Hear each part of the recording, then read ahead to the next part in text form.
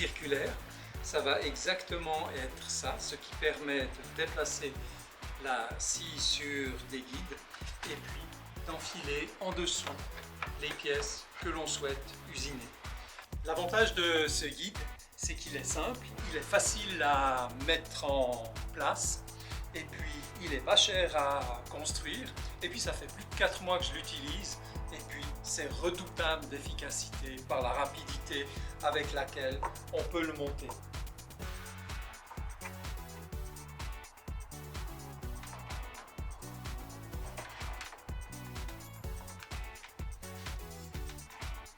Voilà, c'est fait, le guide est monté et puis on peut commencer à poser les pièces et puis on peut commencer à usiner avec la scie circulaire. Le guide se caractérise par 4 tenons qui sont là et puis sur lequel on va directement enfiler le guide de scie. Ces 4 tenons, c'est ce qui permet le positionnement de manière très efficace et très régulière. Chaque fois qu'on démonte et qu'on remonte, on est exactement dans la même position avec la lame de la scie. J'ai donc le guide de scie circulaire ici avec ses tenons qui se trouvent à l'intérieur et ça vient se glisser dans une série de trous qui sont perforés dans l'établi directement. C'est pour ça que moi je l'ai fait sur mon établi mobile. Ça peut aussi se faire sur un établi fixe, mais moi j'ai pas essayé. Donc celui qui aura fait l'essai et qui trouve que ça fonctionne, allez, faut juste me le dire, ce sera super. Ce guide, il a l'avantage de ne pas être très cher. Dans une grande surface de bricolage, pour une dizaine d'euros, on trouve tout le matériel nécessaire pour le construire. Alors, pour préparer ce guide, j'ai besoin en fait, ici j'ai pris une solution longeron à 40 par 40 et puis je vais avoir besoin d'une baguette de hêtre pour faire des tenons ou des inserts. Et puis ça, c'est l'ensemble de l'outillage dont j'ai besoin. Alors, la première chose que je fais, c'est que je vais débiter chacun des longerons à une longueur de 30 cm, ce qui correspond à ce que l'on voit ici.